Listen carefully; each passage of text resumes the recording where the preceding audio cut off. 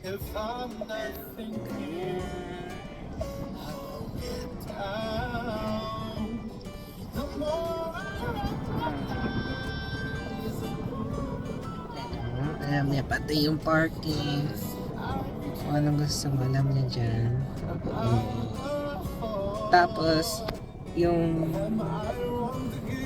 meron din siyang ano po dito. Saan na yun? Yung camera niya dito. So, ito, pwede ka mag-drift. Ma-record niya kung gusto mo. Pero, tapos makikita niya anong level mo, how long ka mag-drift. Nai-record niya lahat yun eh. Tapos may lap timer din siya, yung app niya. Pero hindi mo magamit Dapat sa private roads lang siya. Tapos, ano pa yun? May mga habits nga din sa Sometimes hindi mo na kailangan yung susi. May card ako na pwede ko gamitin lang eh. Marami siyang mga...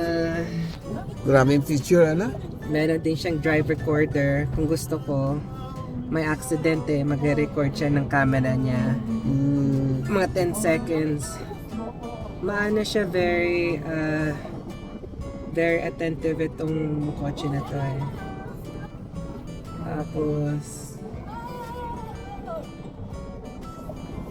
ayan o, tapos makita mo din yung mga service niya. Mga oil level.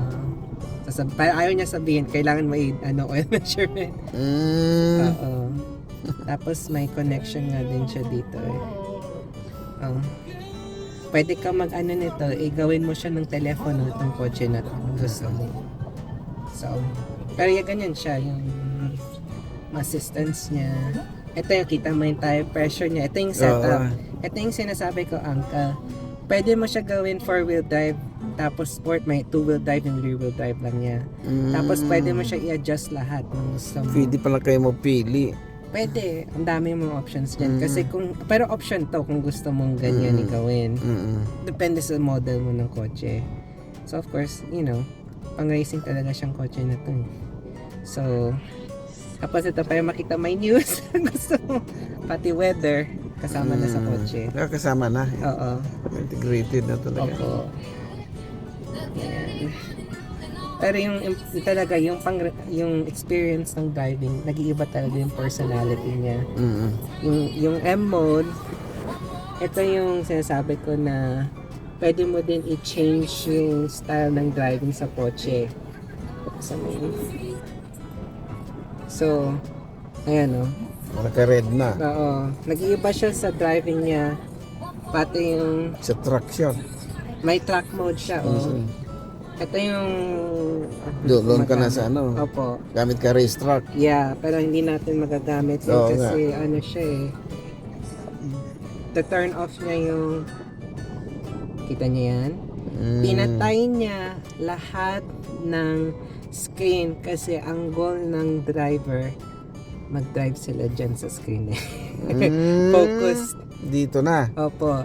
Kasi mag-iiba yung ugali ng kotse once mag-drive ka ng track mode. That's why ako, hindi ko siya ginagamit kasi first of all, talagang dapat focus ka mag-drive. Kita niyo yan, yung, sinabi niyo? Lane departure warning is closed. Meaning, kung magda-drive ka, papatayin niya lahat ng safety systems mo. Kasi, yung mga safety systems ang nakaka-prevent ng aksidente ng kotse. Pero kung mabilis ka mag-drive, sometimes yung mga features na yon magiging distraction sa kotse. So, kailangan patayin. So, ganun pala. Opo. So, that's why dapat wala mga safety features. Pati yung speed limit niya, tatanggalin niya yung speed limit. Usually, cap to 150. Pero ito, kaya niya up to 182. 82 miles per hour, I think, ang cap niya. So, yan ang speed limit niya.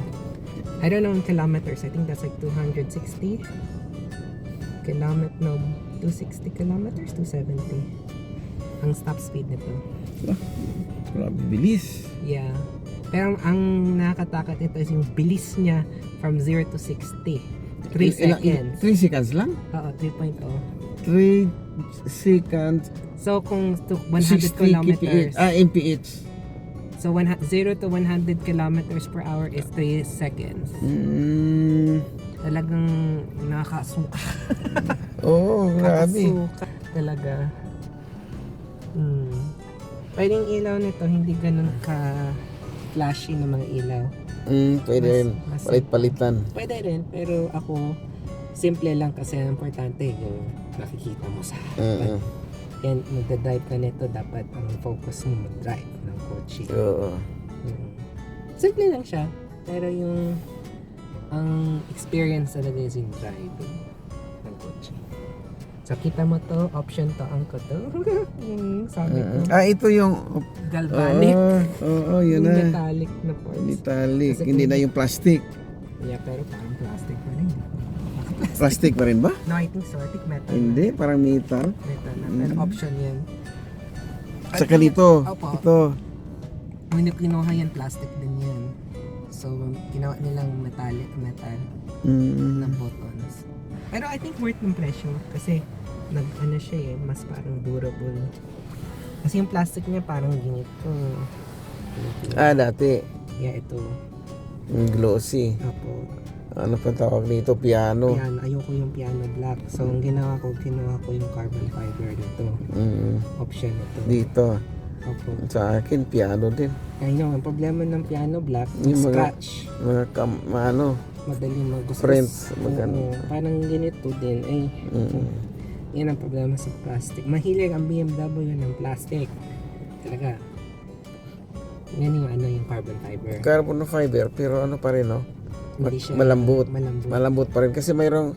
Yung nakagana. Oo, yung sa ilalim nito. Opo. Pag ganyan mo, rough. Oo. Magasgas. Mm-mm. Sometimes magasgas yung graph tapos masugatan ikaw. Mm-mm. Yan. Tapos ito option din to yung dashboard ng yung leather. Leader na yan, ano? Oo, kasi normally plastic din tong dashboard. So, inilagay ko ng option ng leather.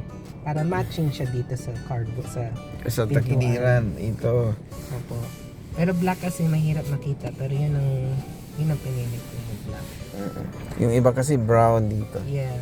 Ang kinuha ko black kasi para katerno ng ng kulay ng M4. Ito na lang yung plastic na iwan. Yeah.